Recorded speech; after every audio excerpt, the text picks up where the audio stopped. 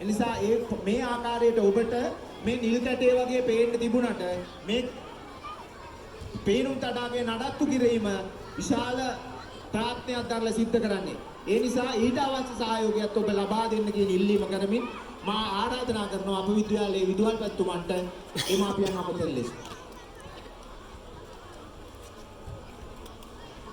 ඉස්සෙල්ලා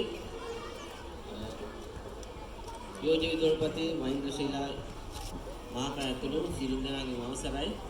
දයාවර දෙමාපියනේ අද වැඩසටහන කරන්න අදහස් කරේ අපි ඕනම දෙයකට ඒ කාර්ය සම්බන්ධයෙන් ඇල්ම සහ ඒ කැපවීම වැඩි වෙන එක S2 එකෙන් හරියටම නිරීක්ෂණය වෙලා තමන්ගේ හිතට ප්‍රත්‍යක්ෂ කරගත්තට පස්සේ එද අපි කොච්චර අපේ රැස්වීම් වල මේ ගැන කතා කරත් සමහරවිට මේක හිතට හරියට වදින්නේ නැහැ.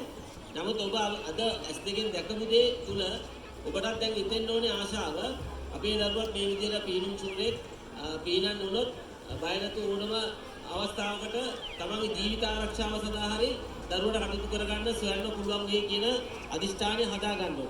ඒ නිසා අපි දැන් ඊට වඩා මම කතා කරන්නේ ඔබ අර කිව්වා වගේ මෙතන උදෑසන ගේට්ටුව 7ට වහන නිසා ඔබේ දරුවා එදාට පීනන්න නියමිත නම් 7ට කලින් මේ ස්ථානෙට එන්න මේ පැත්තෙන් එන්න බැරුණොත් ප්‍රධාන ගේට්ටුවෙන් එන්න පුළුවන්. හරි?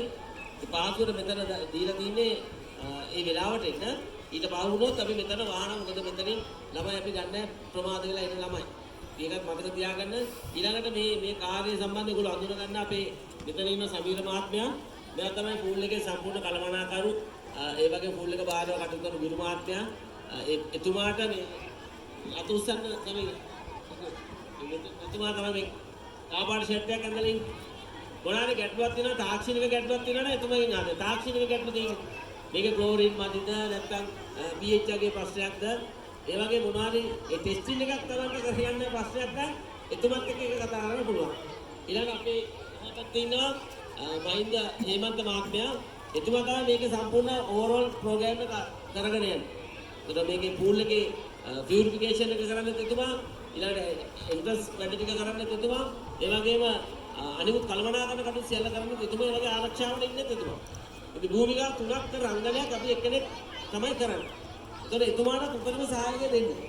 මොකද මේ අන්‍යෝන්‍ය සහායය නැතුව මේ දේ කරන්න බෑ. ඒ නිසා එහෙනම් ඔබට මම ඊට වඩා කියන්නේ